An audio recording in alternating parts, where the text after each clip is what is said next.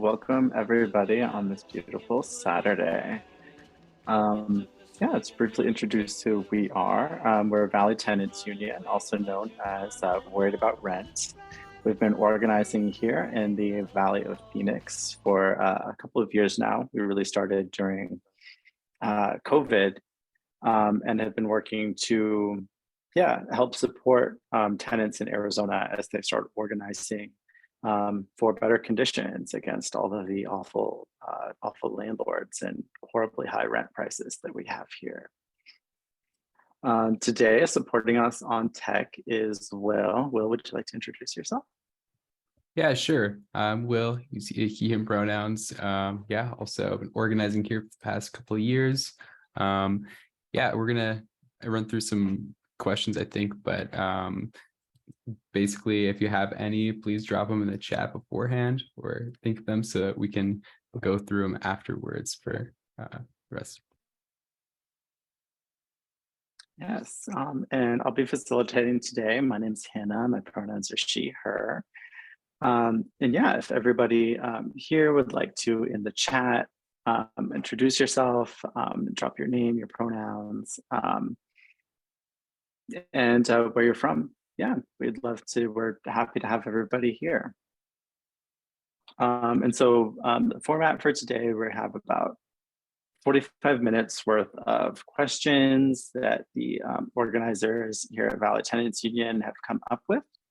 We're going to be working through those with Leonardo here. And just to mention to everybody, we are recording today, so please keep that in mind. And if you're uncomfortable with that, feel free to change your name to something anonymous and to keep your cameras off. And so today we're very happy to welcome Leonardo to join us to answer some questions. Leonardo, would you like to introduce yourself and give us some background on where you're from? Yes, Leonardo Vilchis, my pronouns he, him. I'm an immigrant from Mexico originally, and a member of the Los Angeles Tenants Union. And I work in the local of the Union de Vecinos, which is the East Side local of the Los Angeles Tenants Union, which predates the LA Tenants Union. I've been on this work for the last 35 years. It's crazy. Thank you. Yeah, thank you. I'm very excited to have you here and to learn from all of your experience. And so today we wanted to, start off kind of grounding the conversation by asking you, what does liberation theology mean to you? And how do you and Union de Vecinos apply liberation theology to your organizing? Sorry, I just turned off my microphone. So I'm going to share a couple of slides as we talk about this, and then so we can talk about that. So I'm just going to have, first of all, just a picture of our work. This is one of our locations in our community, and you can see in the background the mural of the Virgin of Guadalupe and a small altar, and the foreground a sign that says, "Please pick up after your pet." Let's see. Can you see it now? Okay, good. So basically, in terms of the liberation, I wanted to talk about the popular education and liberation theology at the beginning, because I think it kind of shapes with a context in the work that we've been doing for a long time. Union de Vecinos was born in a church. We started in the 1990s, late 1980s, in the housing projects of Pico Gardens that I'm going to refer to later on. And it was a church where the priests had learned about liberation theology. They had done training on liberation theology in Latin America. And liberation theology is a tradition that came of the Catholic Church and most of the Christian churches in Latin America in response to the violence that existed at that time and that continued to exist against the poor. And it was a rereading of the Bible and a rereading of the Christian tradition that focuses on basically starting from the reality of the people. And the basic tenets, in a very shorthand Reader's Digest version of it, is that God and human beings meet in history. This is not just some magical thing that happens outside of our everyday lives, but what humans and God meet in history. And in the context of the Bible, which is a reference, but I think we can appear in different other contexts. In the context of the Bible, the first time that God and humans meet is in the context of Egypt under exploitation. the Jews are being treated as slaves. And God calls on Moses and says, I've been hearing the cry of the oppressed. I've been hearing the cry of the suffering of our people. And I wanted to take them, liberate them from that oppression and take it to another place. And the history of that part of the Bible is basically the people themselves taking on that struggle, the people themselves going through that struggle of liberation and moving out of Egypt, moving out of the oppression and trying to build that land of milk and honey. And an important thing an important thing in this process is that God chooses to be with the poor, not because they're good people, but because they're poor. The most important thing is he chooses to be with the poor because they're poor people, not because they're good people. And that's important for us because when we work in our community, we are not always, none of us are perfect, and neither does the community is perfect. We deal with racism, homophobia, and all sorts of issues. But we're working with that community because they're poor and because we want to change those conditions that create poverty. And then we have the social sciences and other kinds of analysis that help us understand why this poverty exists and what we have to do about that. And in our context, in their community, because it is a religious community, it has a community of faith, they have also an ideal of what the community should be like, what life should be like. And what we want to do is operationalize that ideal vision into a reality by people taking action themselves. So liberation theology is about a preferential option for the poor and understanding that regardless of your faith, you live that faith in a historical context that has social, economic, and political dimensions, and that the people themselves have to be the ones that make that change. And our role is to be with the people as this change is happening. And that takes us to another thing that also, before when I started doing the organizing, that I read a lot about is popular education.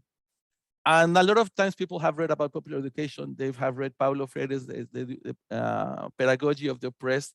And when you read the book, you have everything in there, philosophy, existentialism, Heidegger, all sorts of stuff. It's a very thick text. But one of the basic things that he talks about, I think, if we were to is that basically we live in a world that is separated between two types of communities. The silenced people, who are the poor, the oppressed, the marginalized, and those who are silencing the people. And that the system is organized in a way that silences people and pushes them to the margins. And people adapt to that system. People learn to cope with that system and function with that system. As a matter of fact, the system is organized so people are trained to develop that system. So popular education for me in this context of working in the community is collective learning and teaching as we transform the world.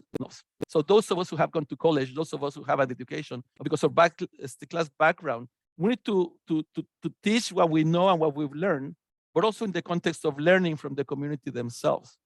And in the same matter is the community has to teach us a lot of shit and assumptions that we have wrong about the world, because they are the ones who are living and experiencing those things. So it has to be a collective learning. We have, as we insert ourselves in the community, or as the community it surrounds us, we need to establish this dialogue where our own understandings that are preconceived by our education, our class, and our ideology that surrounds us are being challenged by the reality of people who live in them. So homelessness is not just about lazy people who don't want to work. It's not just about drugs. The homeless people will teach us about what are the reasons and conditions of what's happening. The other thing that it is collective is that when we hear the people's stories and they tell their story themselves, well, it'll be an individual story or a small community story. But as we socialize these stories, as people start sharing those stories with each other, we start finding the common themes. And we start finding the contradictions. So collectively, as we develop those themes and contradictions, we also develop an understanding of what is the world that we want to build and what are the actions that we must take to address this world. And again, it is centered on the poor, and it is centered on understanding that poverty means death. If you don't have a home and it is winter, you will die sooner than anybody else because of hypothermia.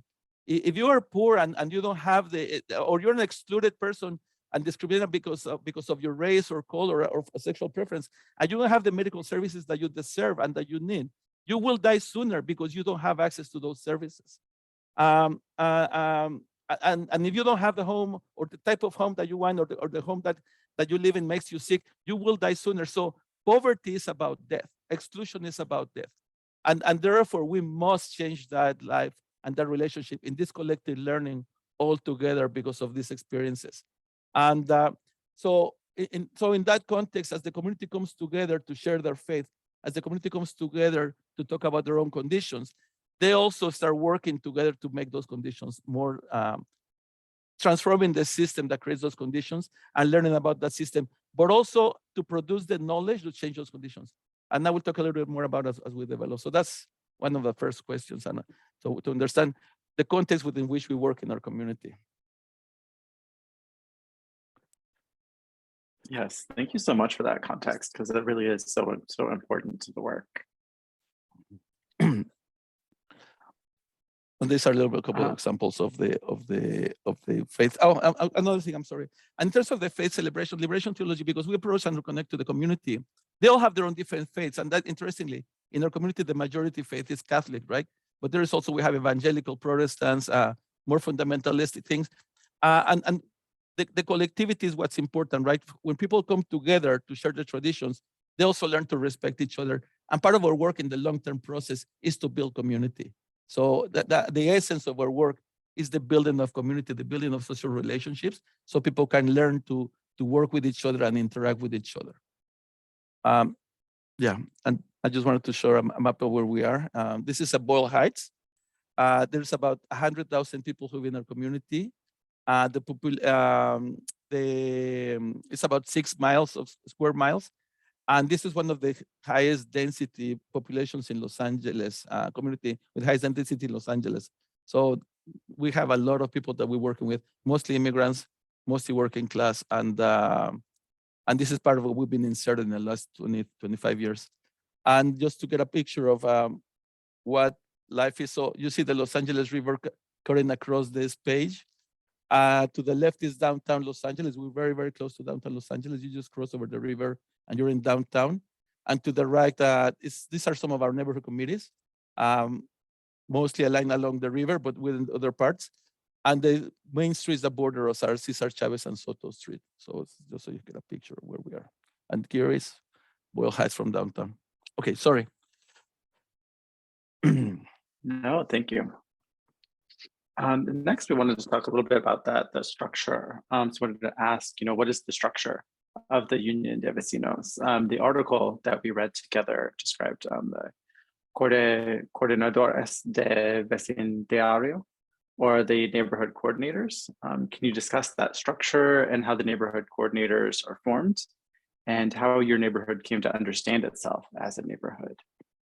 Yeah, so the Union de Vecinos, when we started forming the Union de Vecinos, we came out of a conflict within the church. In the 1980s, as the community had developed its own way of responding to its own crisis, the community had developed relationships with the gang members, were fighting the police. They developed their own mechanisms to do this work.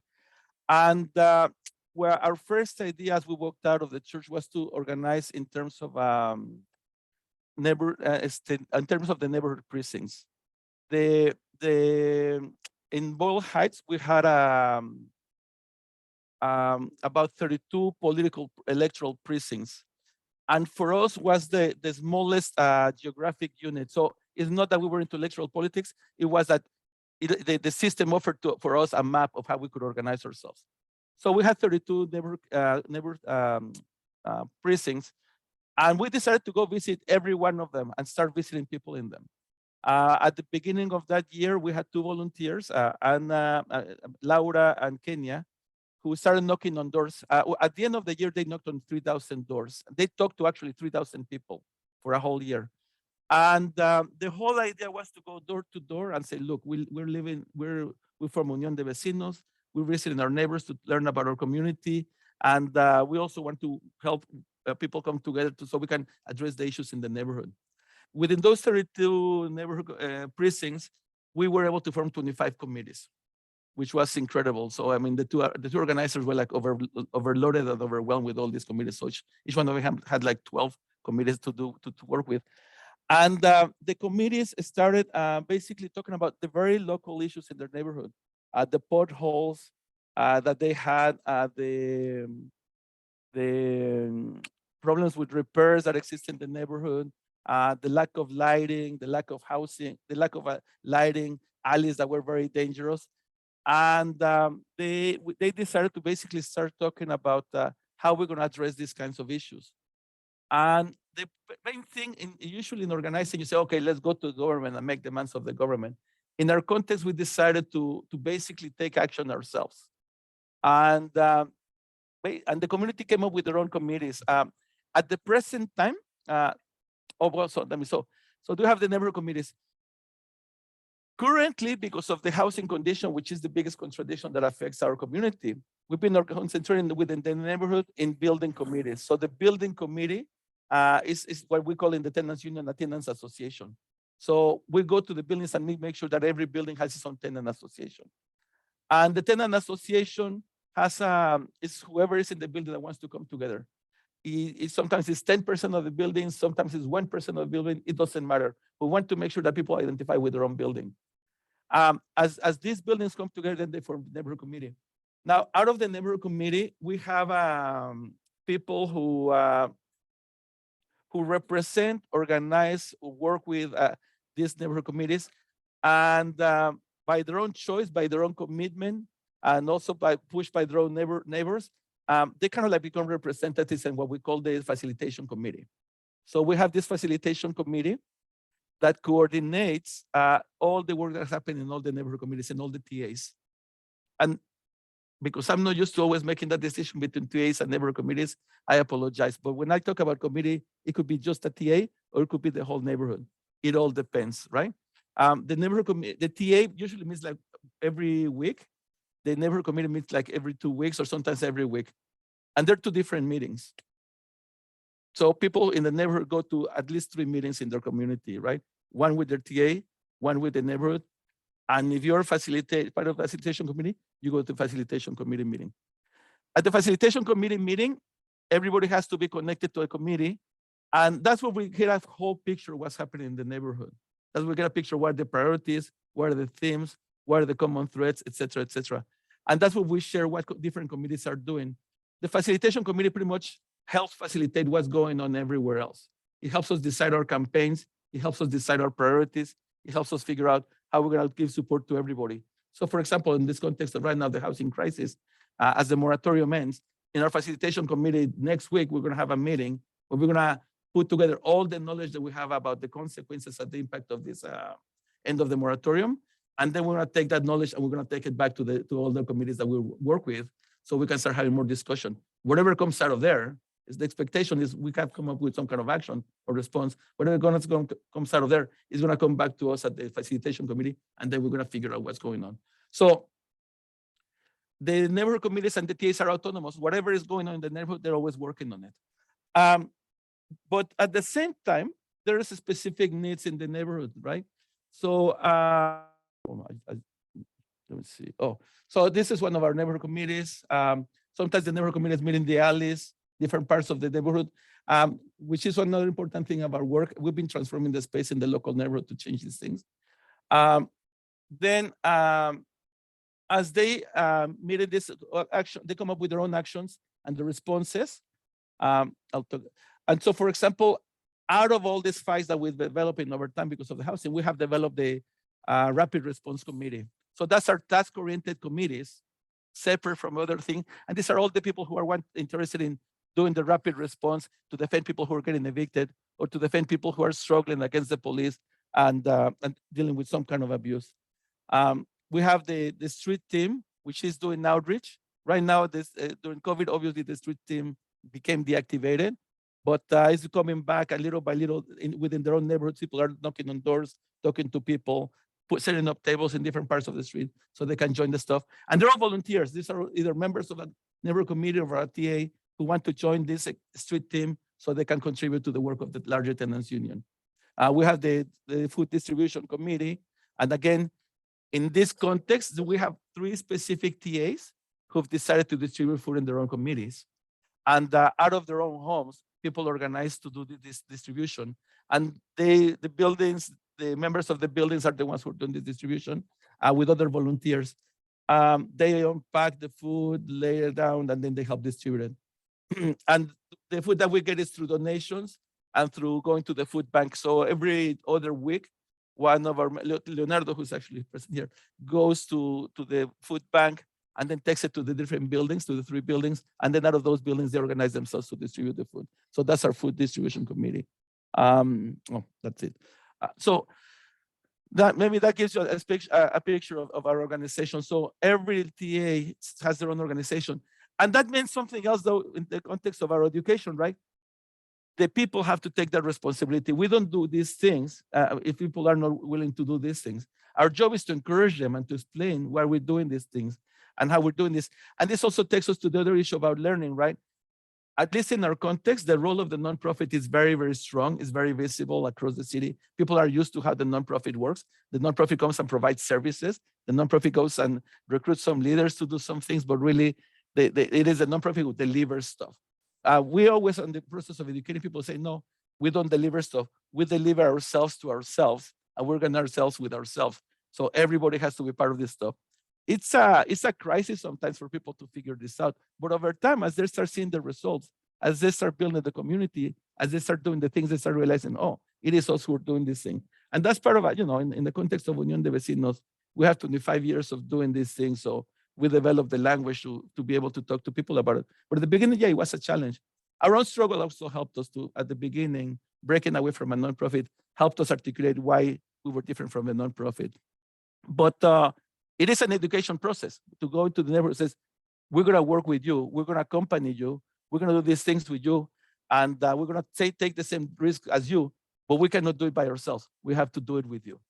Hence the 3,000 visits, hence the knocking on the doors, hence the need for forming these committees.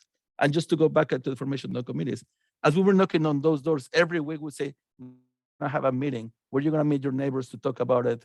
And then at the meeting, people would say, do you guys want to be part of a committee? People would say yes, but they knew that they were making a commitment to form their own committee, to run their own committee.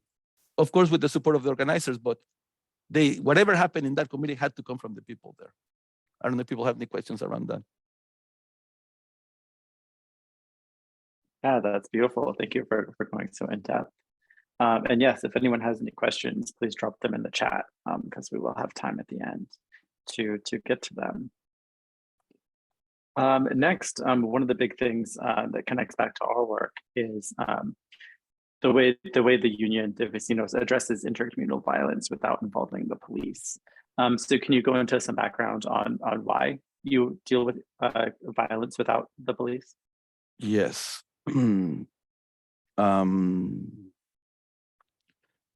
So on that one, I actually kind of like put 2 coincidences together, but as we talk about it, for us, the issue mostly is about fear, okay? Oh, I haven't shared yet, sorry. For us, in our own perspective, our issue is about fear. And this is rooted in the early days when we were working as part of the church. We were in the most densely populated public housing west of the Mississippi, about, I forgot the exact number, but it was about 1,200 families or more. And within that context, we had about 10 gangs that were kind of like always in constant flux, and also in terms of alliances and war. So it was a constant war. With the crack cocaine epidemic, it went up, and it was a time when we used to have shootings every time of the day, and it was very, very dangerous. So the issue of fear was very, very present, right? But we learned some things from the community and talking about this whole thing, right? So we have our own ideology and our own critique of why the police is a problem, but we also need to understand from the community what are the issues with the police. So what we learned from the community is that the police is not preventive. They only come after the fact. If someone gets shot, they come after someone got shot. If someone is already dealing drugs, they're going to come after someone is dealing drugs. If there's spousal abuse, they will come after that's happening. So they never prevent anything from happening. They always come after the fact. Even when they come, they're not effective. They the person already got shot. The person already got robbed. Violence already happened. And they always come late. They don't show up when we mostly need them. They're just going to show up very, very late. The other thing that we learn is that they don't understand the neighborhood. They don't live in our neighborhood. They don't understand the neighborhood. So, and usually what happens is in this context, they say, we need your help. We need you to testify. We need you to be a witness. We need you to help us do our work. And who takes the risk? We take the risk. We're the ones who are risking our lives so the police can do their job of showing up late and not preventing anything from happening. And so those are basic things. So that is already there in the experience of the community. The community already has this understanding about the police. We don't need to teach them, share about that part.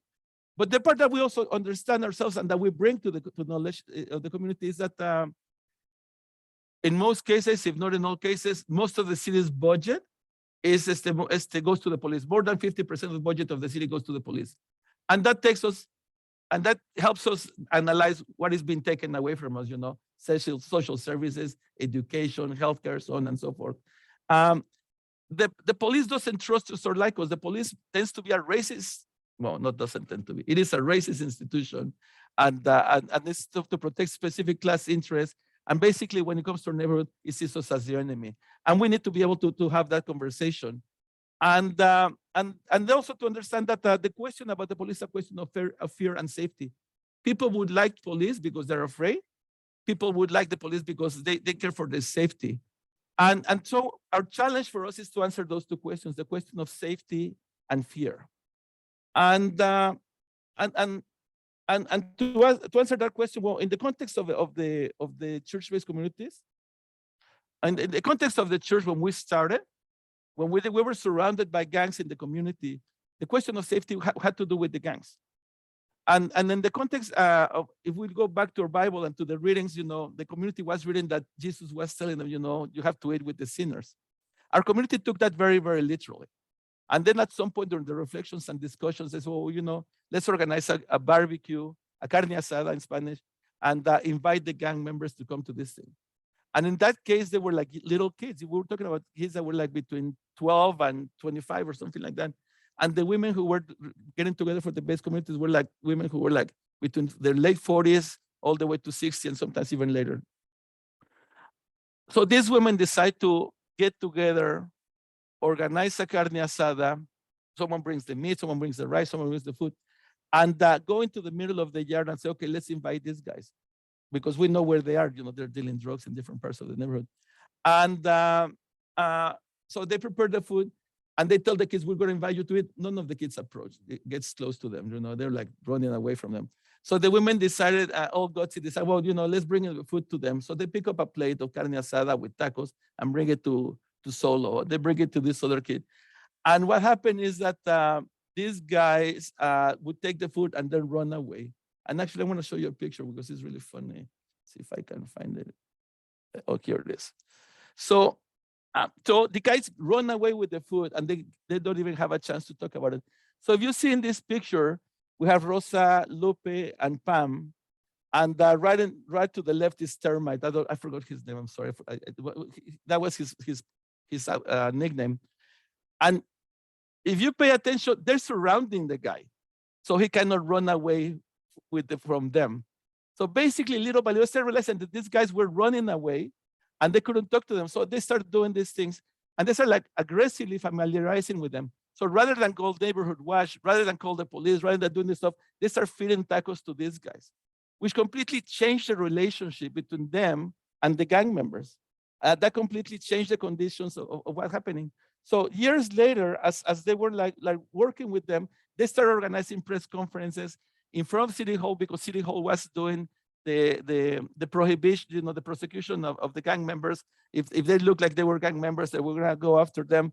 The women decided to go after the police and after these guys because that wasn't solving the problem. So they developed a relationship with the gang members such that now they understood that these were regular kids.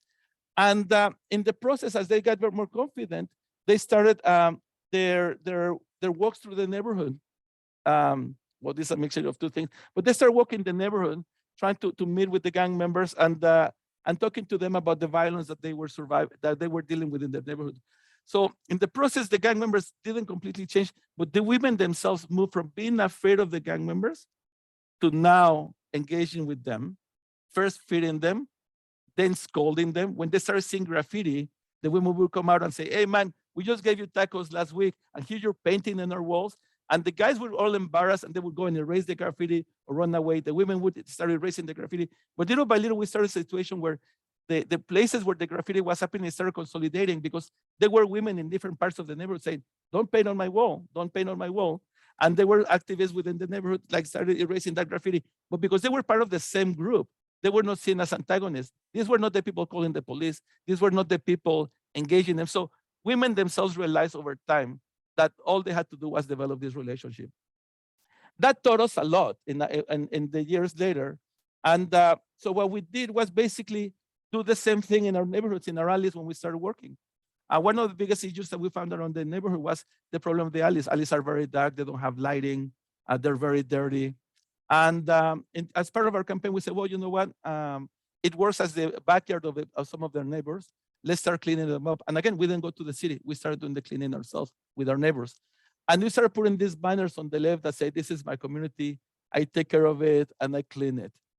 And I've used to read one of the readings, sometimes the gang members tag them. And there was basically a response to the tagging of the members. We started doing our own tagging with these flags. And little by little, as the women start occupying these alleys with these flags, as they start cleaning it up, and they started organizing events in the community, they start organizing movie nights. And in the movie nights, the government say, hey, well, we're going to use the corner here. Why are you doing this stuff? I said, oh, we're just going to show a movie. The movie is a cool movie. Eventually, the gang members start like getting closer to the movie. And by the time the movie night ends, they're hanging around watching the movie. Women over time, little by little, learn not to have fear of that. But also through the action in the alley, through the cleaning it, through the painting it, through the building murals, they develop a sense of ownership. This was their alley. This was their space. Eventually, we worked with the city and pushed at the city to put lighting in those alleys.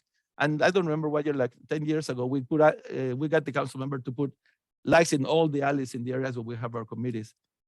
So the alleys have become safe. Safety also, and as you talk about safety then, and as you talk about this fear, then you start talking about other issues that have with safety, right? So in our neighborhood, because we're close to downtown, all these cars start passing really, really fast. Our mayor, for all his wisdom, decided to synchronize all the stoplights that lead towards downtown at some point, and basically create a situation where our streets became freeways. Basically, cars would go really, really fast because all the lights were in green. People couldn't cross the street. So we started doing this and going back to the prayer and the community and their own faith. We started doing these prayers in the middle of the street. We would walk into the street as we were going to cross. And in this case, a kid had been run over. So we stopped there and prayed for 5 minutes. And de facto, people were learning to block the street, but also we're sending a message to the community. In other parts of the street, we would tape silhouettes of children to the street and cars would run over. But little by little, women started realizing that the issue was to start changing the conditions of the street so we could have a safer community. So they moved from the alley, fighting the gang members, to now the street and the larger neighborhood. And then as they start doing this stuff, they say, well, we also have potholes. And they start deciding to cover in the potholes. By the time we went through this process, then we started putting these benches. By the time we started this, we built this whole notion that we're saying here, this is my community, I clean it and I take care of it. That process itself changes the people's relationship to whoever lives in the neighborhood. It changes, and it talks about changing the relationship with your neighbors. Since you're the one cleaning it, you feel with more authority to tell your neighbors, hey, we're cleaning this thing together, please don't throw trash here.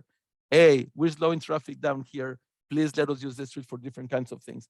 And by the time you do this, the gang members become your friends, or the gang members stay out of your way on the times that you're over there. And it's not a question of managing the space. The problem of gangs, I don't know how it is in Arizona. At this point in Los Angeles, it's kind of gone down. We don't have that kind of problems. But in terms of our history, what we learned was to negotiate the space with the community. And the more we occupy the space, the more we create participation in that space. And the more we have more participation in that space, the less people use it for the kinds of things that we don't like to being used, right? If you're a drug dealer, you want a street that is dark, where there is no people and where there is no witnesses, right? Well, if you make the city really busy, that's going to be very difficult. You have to go somewhere else. And at the same time, if you are creating that space without confronting the gang members or without confronting the people who are doing the stuff, there's no confrontation here. There's nothing. They're not going to see you as the enemy. And just to give you an example, and as we were doing this, and this goes to the police question too, how do we deal with the community? Not everybody's going to agree with this. And actually, we don't go to people and say, this is how we're going to deal with the violence. We start doing the things.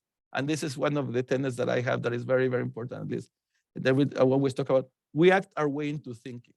If we sit back and say, oh, to reduce the violence, we need to do this and this and this, and this is the ideology and the philosophy of we're doing it. Well, by the time you're ready to act, people are already bored, falling asleep, or terrified because you're asking them to do this stuff. But if you say, let's go to the alley and clean it up, and then let's pick up the trash. Oh my God, we need lighting. Let's put lighting there. People, little by little, will start realizing what the alley is about. So we act our way into thinking. And I forgot where I was going to that place. Oh, so as people start doing these things, they start developing a sense of power, a sense of comfortability. So a couple of stories. So once in one of the alleys, one of the youth comes and starts fixing his car, takes apart the whole car, there's grease all over the place, and takes one of the flags that the women put there, and he's gonna use it to clean his car. And one of the women sees him and runs to him and says, no, no, no, why are you doing that? Why did you respecting our flag? I mean, she wasn't even thinking this guy was a gang member or how big he was or where he had gone. He was just protecting her flag. And the guy says, boy, I need to clean my car. So let me get you a towel. So she runs back to her house, brings a towel, says, okay, you can use this, but please leave our flags alone. Nothing happened, right? The guy cleans his car. And all of a sudden, they develop this relationship. In another situation, we sometimes organize the cleanup of the neighborhood, and the city gives us these big containers to dump all the stuff. One of our volunteers who wasn't a resident of that neighborhood was taking care of it. And at some point, some gang members approached with a gun and say, hey, that's our container. You cannot do anything with it. And he didn't know what to do. But one of the women saw him and say, hey, why are you doing this to him? He's one of our friends. He's one of our neighbors. And the guy said, oh, he's with you? Oh, okay, then I'll leave him alone. We'll protect the container. So over time, people develop this confidence to do these things. And over time, they change the conditions. So years later, as we changed the situation in one of these streets, which is called Ficket, it's like I don't know, I don't remember how long. It's like more than 20 or 30 blocks of 20, 25 blocks of length. We asked the council to help us close the street officially. We always cross them extra officially, but this time we wanted to do something very official. And the police came and told us that we had to pay $2,500 for our own safety. The women were pissed. And they said, no, we don't want to, because we've been the ones cleaning the streets all these years. We're the ones who've been doing all the stuff. And thanks to our work, we don't have the problems that we used to have. So why should we pay the police? The council member didn't want to tell the police, oh, the women don't want to pay. So he said, well, I'm not going to get involved in this. You guys talk to the chief. So they went and talked to the captain. And the captain started by saying, well, don't you like the police? And the women said, well, it's not about that. It's just we don't have the money and we've been doing this work and we know that nothing is going to happen. And he's like, well, aren't you afraid? These people are really dangerous and stuff like that. And they will know they're not dangerous. They're children, they're neighbors. We know who they are. And then he says, well, then if you don't like it, then we're going to have to leave. And the women say, well, that is your choice. So at that point, he realized he had put himself between at the edge of the precipice, right? Because now it was going to be his choice to leave. And basically, the guy said, okay, fine, we're not going to be around. We're going to do this stuff. And basically, they got away with this stuff. So they developed the confidence to say, we don't need the police. Another occasion with some of our members who are in neighborhood watch and who were into that, we were collecting as the petitions to get some lighting on our alleys. And they said, well, we should ask the neighborhood watch captain. He's going to help us, very helpful with them. And we're like, we're already like very skeptic, very frustrated, but we have to go with them. So we went with them to present the petition to the captain. And the first thing that the captain says, my job is not to sign petitions. My job is to stop crime and to put criminals in jail. So I'm not going to sign your petition. He did the whole work for us. The moment that he said that to them, he was disrespecting all the work that these women had been doing, all this stuff. So we should not be afraid of having that conversation. We should always be ready for the teachable moment that is going to help us come to that place. And in the long run, we have to be open to the notion that this is a social process, right? It takes time for people to change their perspectives.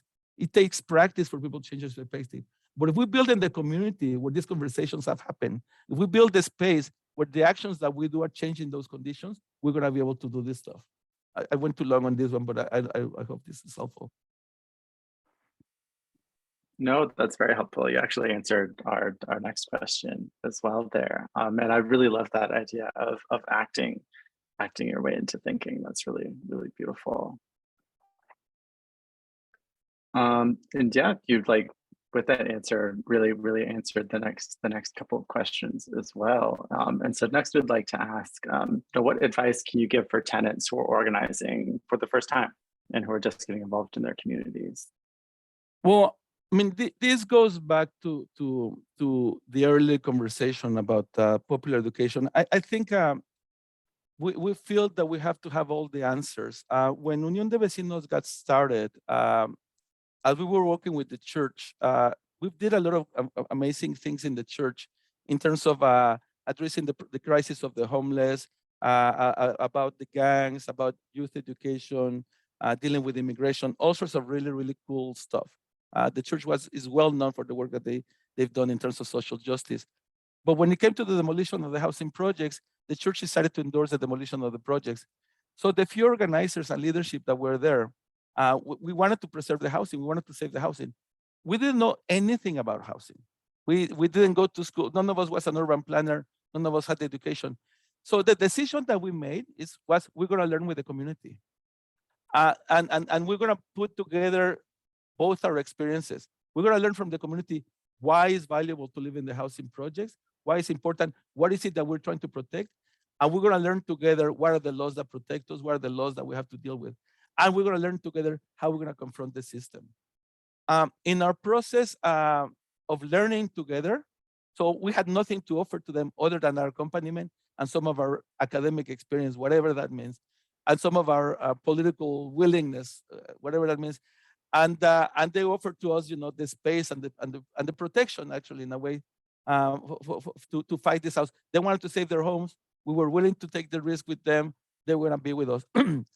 So organizing is about learning with the community. It's not about having all the answers. It's about putting yourself in that place where together you're going to be doing these things, and understanding that, because in the Autonomous Tenants Union movement, what we want to do is be a volunteer movement. Well, if we're volunteers, we're going to suffer the same things that the community is suffering.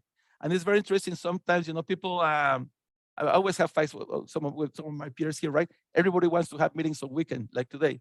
But when we have meetings in the community, we ask them to come to a 7 o'clock meeting after they went to work, after they had to take care of the children, after they prepare the food, and they go there. But we're not willing to do those things amongst ourselves and with ourselves. We need to be able to understand that we're going to go through these things all together. That just like we're asking the people to go to those late meetings and to go do this extra work, we're asking ourselves to do that extra work at the end of our job day, whatever that is, or as in addition to education, whatever that is. So understand that we're going to learn together and we're going to sacrifice together. The second part of it, I think, is that some of us come from different kind of ideological positions, right? I mean, some of us have read Marx, Lenin, and all that stuff, and we have a vision. Well, we have to find a way for these visions to come together. The community's vision for a better life and our political vision of what's the system is going to create that better life. So that means that every day in our life, we're creating that system. So it's not something that we're going to get there and then we're going to do these things. It's like in ourselves, we need to learn ourselves. If we're so Marxist and we're so anarchist, or we're so Christian revolutionaries, well, that implementation, just like I was saying at the beginning, liberation theology, happens here and now in history. So we take on those challenges together. So what does that mean? Everything is an experiment.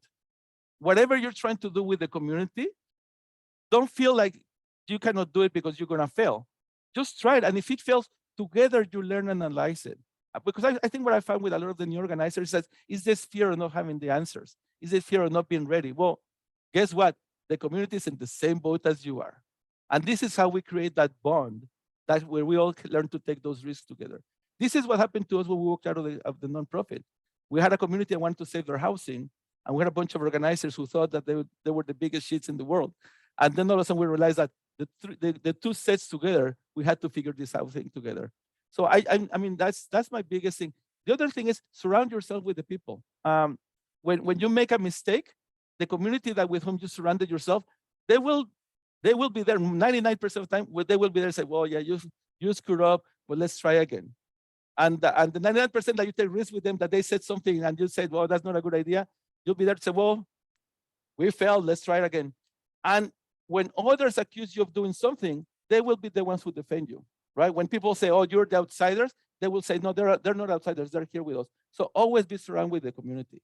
If you're not surrounded by the community, you don't have power and the community has no power. So surround yourself with the community, learn together with the community, and understand that it's still a big experiment. We're not coming to take over of the state and everything is going to change immediately. No, we're still learning all these processes and the process we're building, and understand with the community that everything's been done at the social, economic, and ideological thing. So that means every opportunity to do something is always a learning process. For example, I was talking about speed in the community, right? So at some point we had to fight for a stoplights. I hate stoplights. I mean, as an organizer that wants to have a different kind of world, I felt like, oh my God, we have to.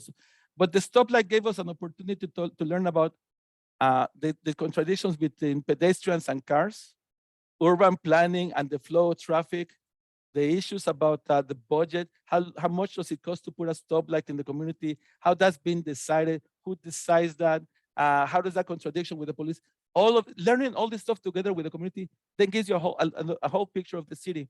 To such a degree that at some point, when we're trying to put this stoplight, we learned that the basic thing that we needed, we had the political support, we had the budget, machinery, we had the community support and all that stuff.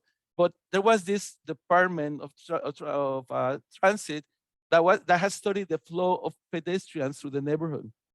And according to their numbers, that wasn't the right number. So one day, somehow we found out through a staffer and the council member that they were going to study of the flow of traffic in one of the corners. That day, we called everybody in the neighborhood and said, okay, we need to be crossing the street every day on this corner all day. So you had people like in the movies, going around and then going around the block and then coming back all freaking day. Well, people, so we learned about the flow of traffic, but also the neighbors themselves learned to organize their own community so they would cross the street at a specific time during a period of time for a specific purpose. So we're all learning together. Everything is an experiment. And I just think we shouldn't be afraid of being wrong. What we need to be afraid of is of not having a community to whom we can admit that we were wrong. And guess what? The more you do that, the less wrong you're going to be. The more you act together, the more powerful you're going to become. And the more you start building that stuff, the more other outsiders are not going to be able to deal with what you're doing. I mean, the politicians, the planners, all these other people try to derail what we're doing are not going to be able to do anything because the community itself has learned together all this process. Yes, thank you. That's beautiful advice. And so that was the last of our questions that our organizers had come up with. And so we do have some questions here from some folks today. One that Will asked, and to build off what you were just saying, is Will asked if you could describe more about what led to that split with a nonprofit. And yeah, actually it's important in terms of two things. So the Church's Dolores Mission is well known by its work with the gangs and known by its own activist work. The church had a nonprofit, and the nonprofit had a board of directors.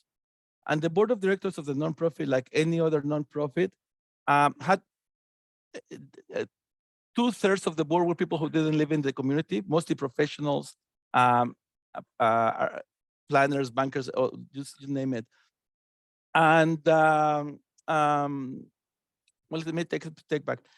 As part of the church, we have taught people and we have worked with people who say, the church is the community. Every decision that we make in consultation with the community, which also goes to our methodology. We have the assembly. So whenever we make a decision, a major decision that's going to impact the whole thing, we do it with the community. I learned that in the church. In the church, whenever we wanted to do like this big thing, like work with the gang members, after we've done all this different work, we said, as church, we want to commit to work with the gang members. We had this big meeting. And the meeting, we had the debates and the discussions, so we could make that decision. People decided to do that. So forever we did this way. When the time came for the demolition, the church didn't want to have that meeting. Why? Because a big chunk of the community wanted to stay and they didn't agree with the plan. They didn't want to stay. So we went to the nonprofit and said to the nonprofit, well, we want to vote in the board of directors about this thing. And 2/3 of people voted in favor of the demolition. Those 2/3 were the people who didn't live in the neighborhood. So the community walked out of that meeting saying, you know what? F the nonprofit. We don't want to do a nonprofit. We don't want to do anything. But not only that, forget about the church. We're going to start organizing to fight for our own housing. So that's how the Union de Vecinos got created. I had the banner of the Comité Pro Paz in my background because we used to be the Comité Pro Paz en el Barrio, the Committee for Peace in the Neighborhood that was part of the church. When we walked out of there, we said, well, we're going to be the Union de Vecinos. So basically, it showed the contradictions within the nonprofit and the community. It showed the institutional contradictions within the church and its people.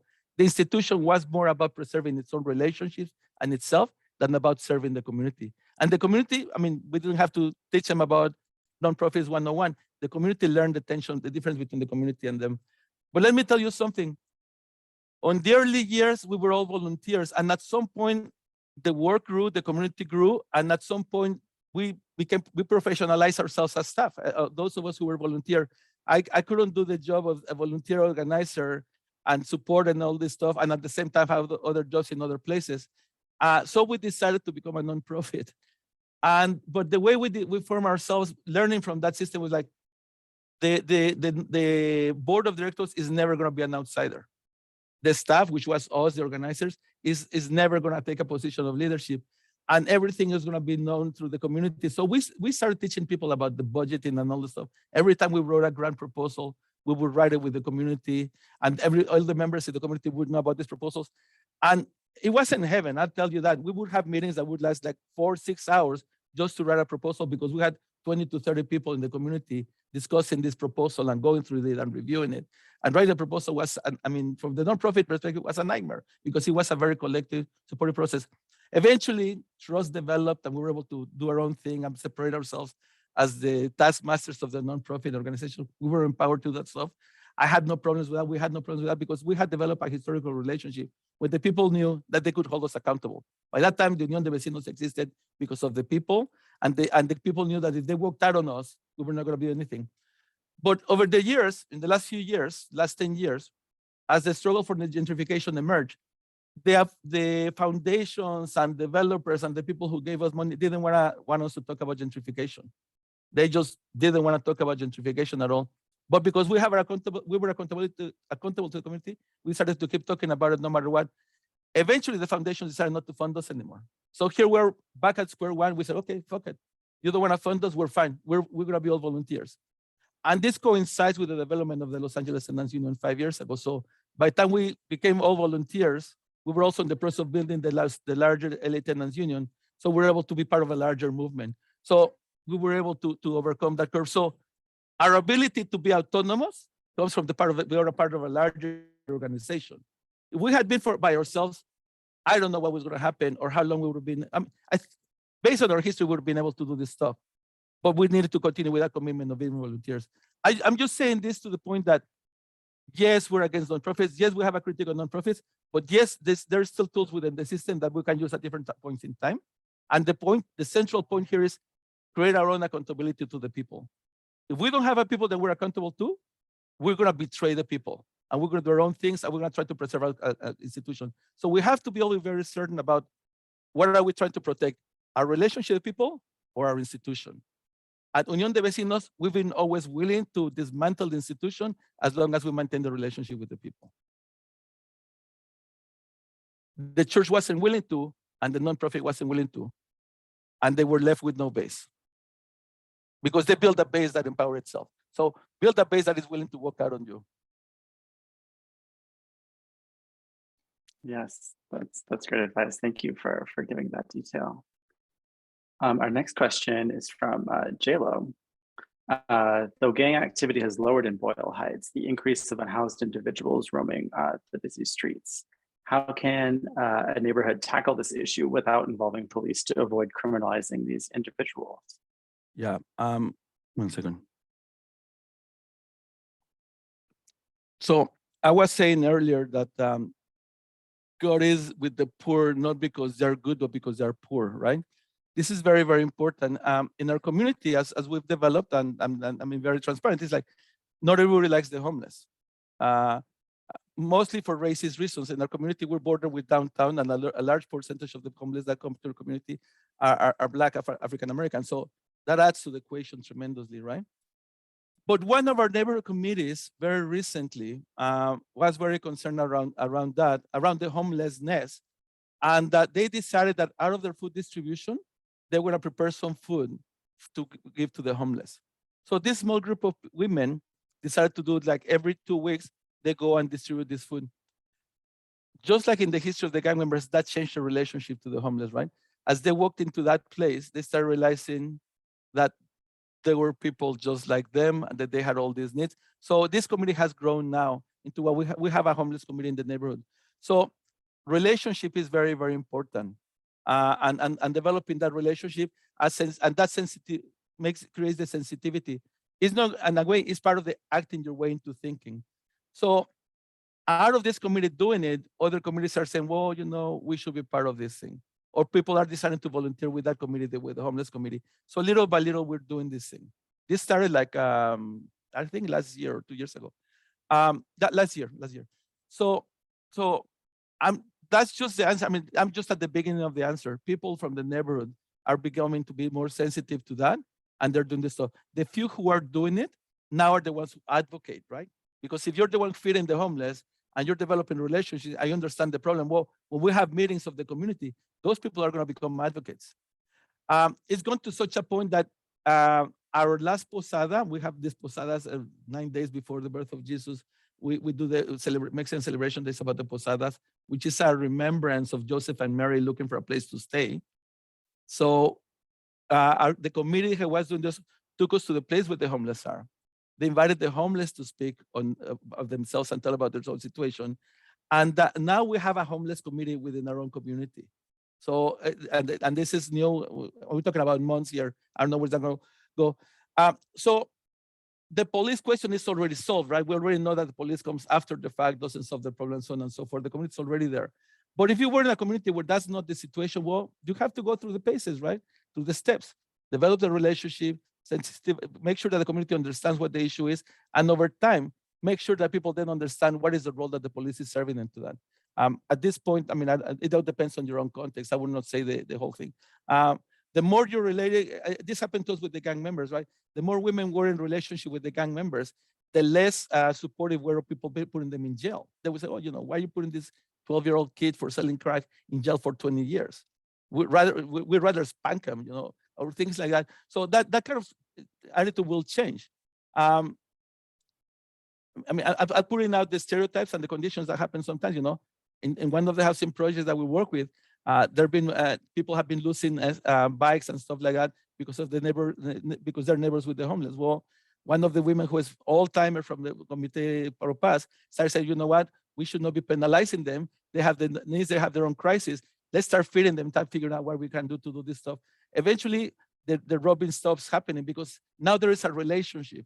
There is a way of people to understanding. So these things take time to do, but it goes to the experiments, social experiments, experiments in socializing, experiments in getting together, experiments in building bridges. And then once you have these experiments, conversations about that after the fact, and then be there to make sure that the right questions are asked and the right discussion is happening. Which, sorry, I'm just go on, but which takes us to another notion, which sometimes have conflicts within our own ideological partners. Is like, this is about building democracy, but a different kind of democracy. And democracy, we're willing to discuss the contradictions, but not just at the idealistic level or ideological level. Our contradictions based on our practices. If you have a committee that feeds the homeless and a committee who doesn't, who has the most knowledge, who has the best experience? And then it becomes a political debate, right? And our goal is not to run away from that debate, but to have that conversation and to be able to facilitate that conversation. And I guess in a way, because of our own education, we're there to facilitate that conversation. But at the same time, we're there to work with the decision that the committee makes. So don't run away from the word democracy, but run away from what it means in America.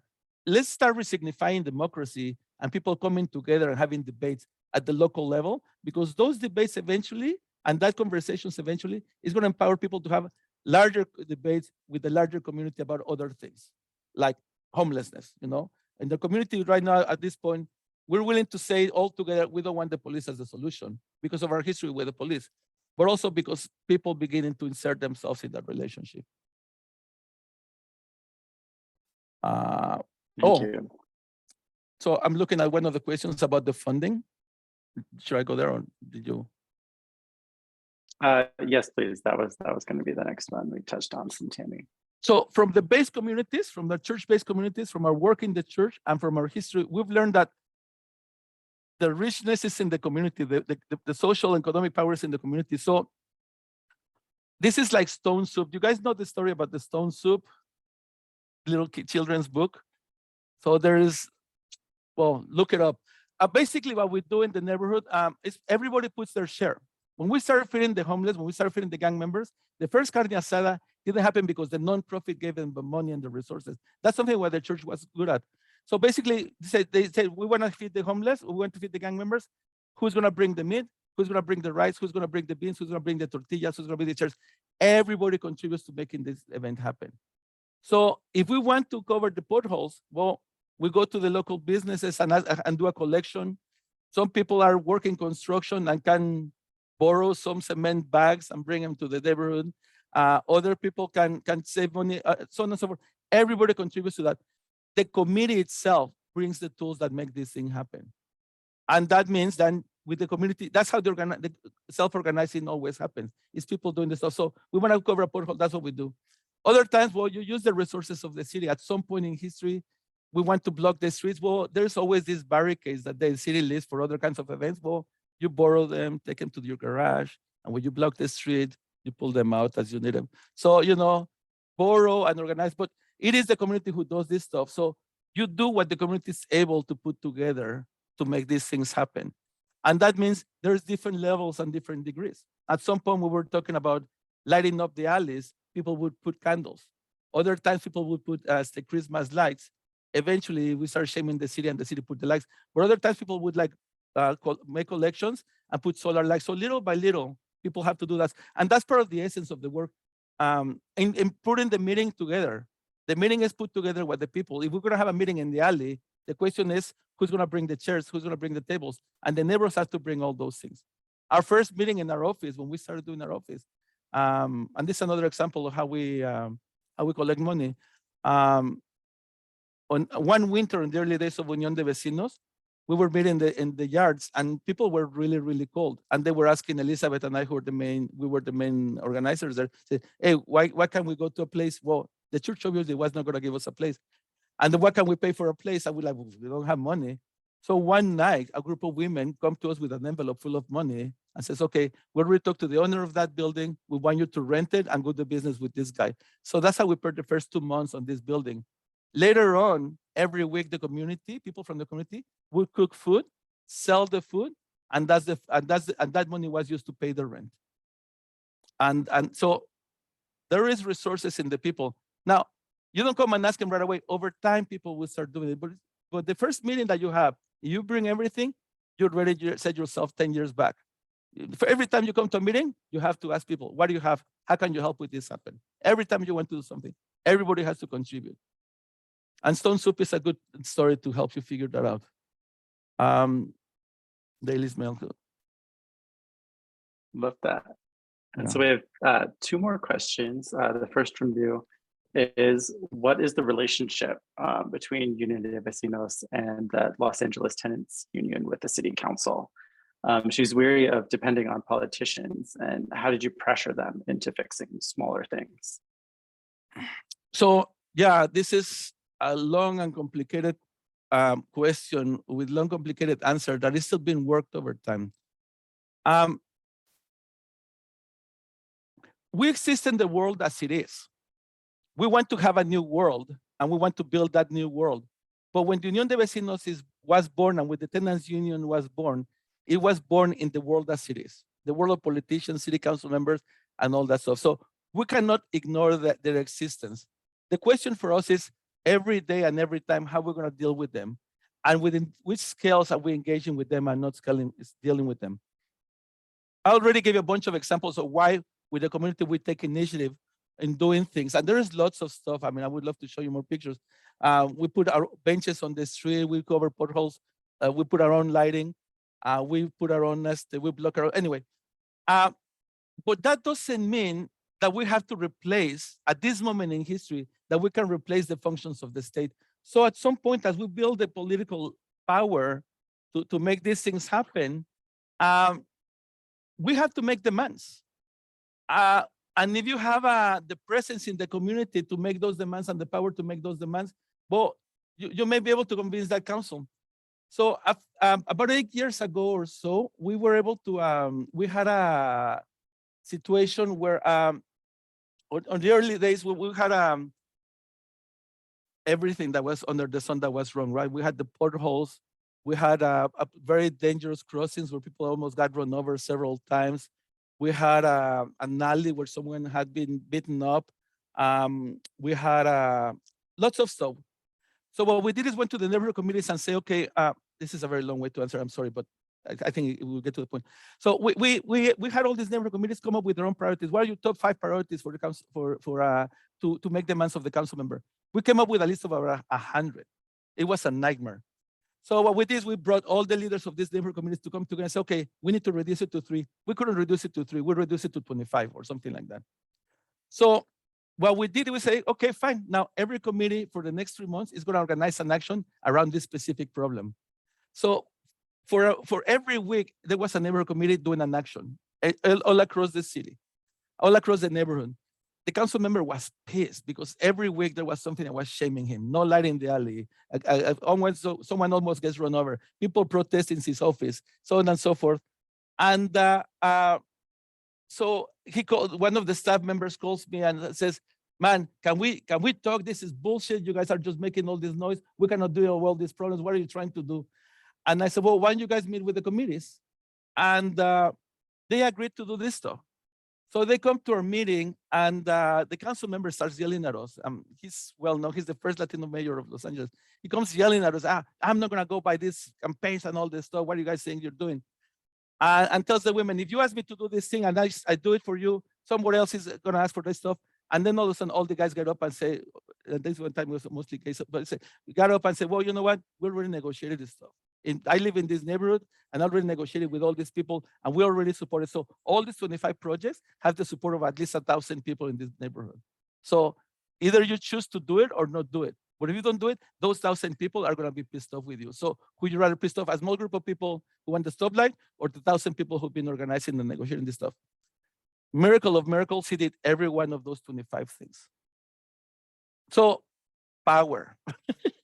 So if you have the power, don't do the petitions, don't shame and all stuff. If you have power to negotiate and to build the people who do this stuff, you have to do this stuff. That over time set a relationship between us and the council members where basically they know that on some things, on the local internal things, they better respond to us. Another situation was the second council member after him, he used to do these neighborhood cleanups, very symbolic neighborhood cleanups in strategic corners of the city, just to look good. So what we did is every time that he got one of those, first we were all pissed off, oh, he's ignoring us. But the next time we did was like, we went to his place, we took all the materials, and then we went to the corners where we do the cleanup with 100 people, 150 people. So we would take most of his resources and use it in our own place. He gets pissed off.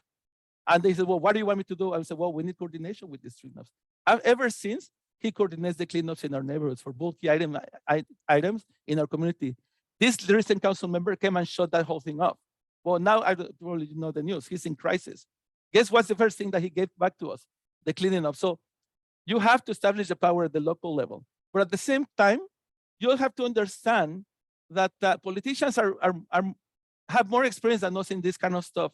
And the example that I have is, think of lawyers. When you go to lawyers, when you see lawyers in court, they yell at each other, scream at each other, insult each other. And then 2 days later, they're having coffee next to each other as if nothing ever happened, right? We need to have that relationship with the politicians. Our politicians know that at the local level, they need to work with us, but they know that they didn't buy us. When we have to do the larger questions, we'll be there on those protests. We do all these big things that are going to happen. And they're going to have to decide if they want to have internal fights with us or understand that this balance is always going to happen. We need to build ourselves up to that place where they know that we'll be friends when we have to and enemies when we have to. Long term, we should be ready to break that relationship. I'm not saying they are our friends that they're going to save us. All I'm saying is manage that relationship. Don't pretend that doesn't exist there, and don't pretend that people are not going to do something about it. And also, it teaches people in the community a different understanding of what the politician is. Because the nonprofits, and I apologize if there's nonprofits here, but the nonprofits will always want to kiss the ass of the council member and will never want to break that relationship. Well, you can teach the community that there is another way of doing these things. And the community needs to learn that, because otherwise somebody else is going to be teaching them how to deal with a council member. You don't want that to happen. You want to be also teaching that lesson. So within LATU, we do have some debates, right, around this stuff. Some of our locals would never want to talk to the council member. Others are doing everything with the council member. And then there is Union de Vecinos that will do some things and not some things. And I think it's part of a longer debate, but I would not draw a line. I think practice, the best criterion of what is it?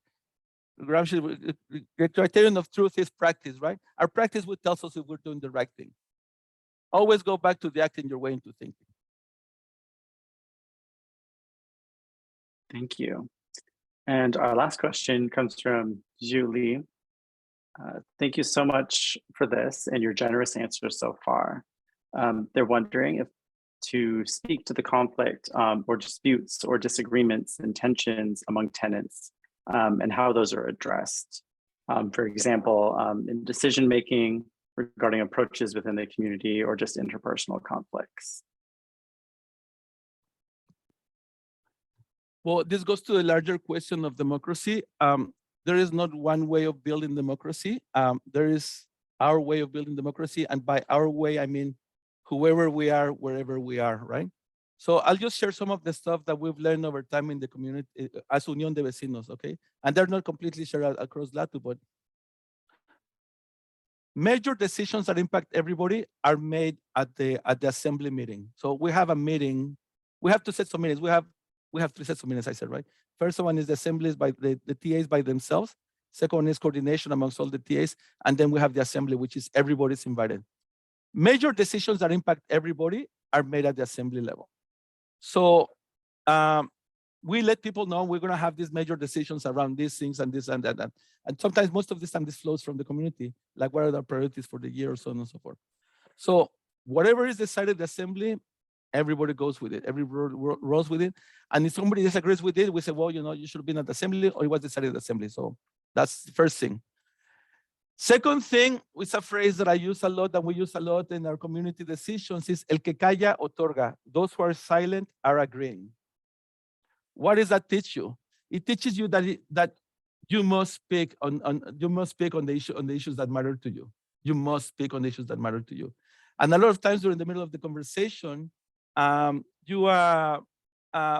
doesn't matter how big the meeting is. We stop. I say, okay, just to be sure, because if there's too much silence, well, that's the decision by imposition, right? If 80% of people are not talking, well, that trick doesn't go. So if that's what's happening, we stop the meeting and then we go one by one, asking people, what do you think?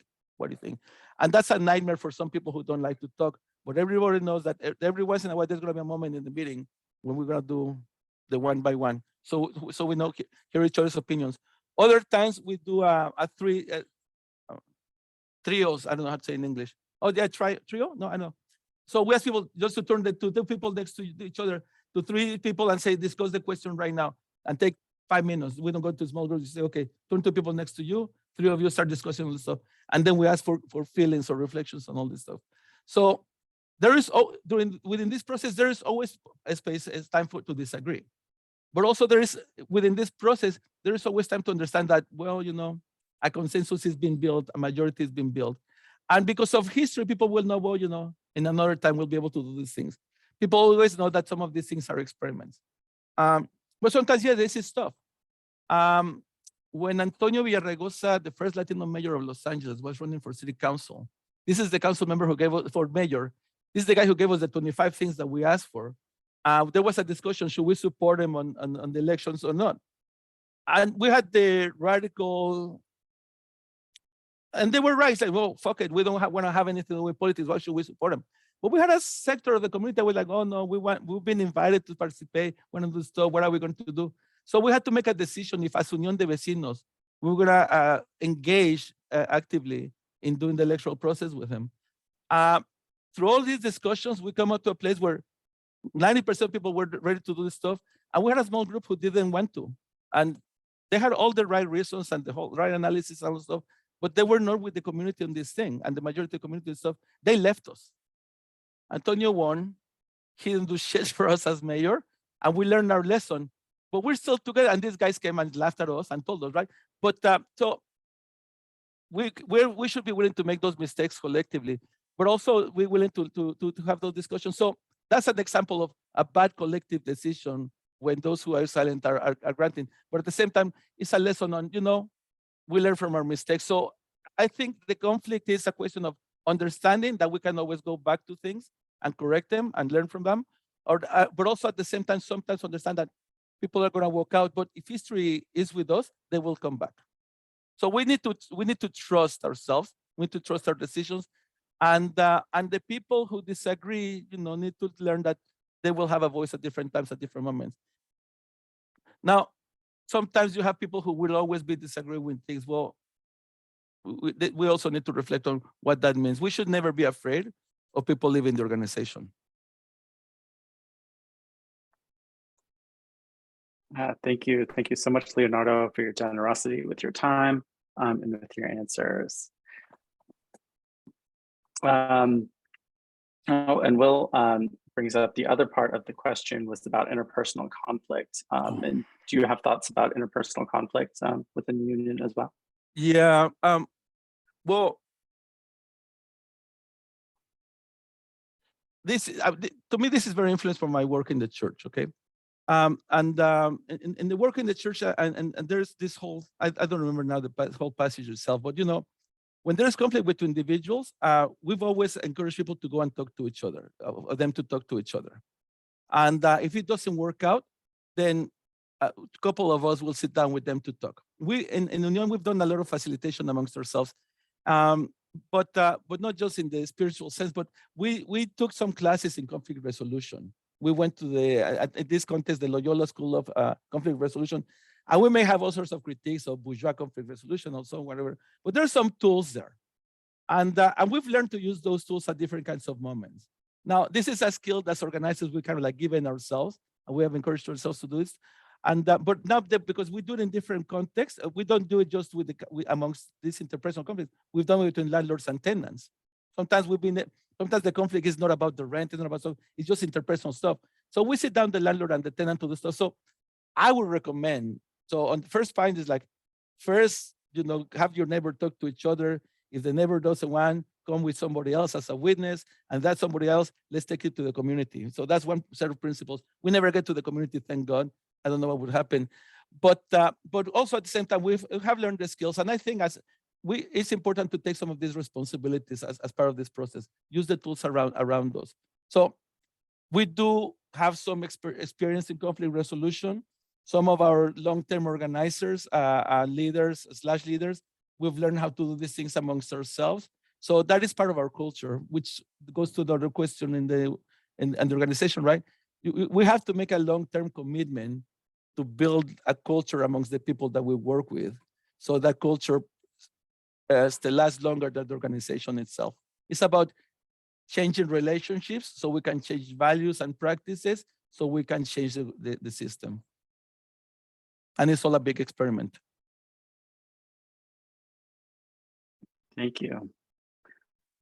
Yes, again, thank you. Thank you for being here and for being so generous. Also want to thank everybody for being here today, especially Will for helping take care of the technical side of things, to Paris for helping organize this. And yes, thank you again for everybody for taking time out of your day to be here. If you are not involved with Valley Tenants Union or WAR and you would like to be, please send us an email at worriedaboutrent@gmail.com. That's worriedaboutrent@gmail.com.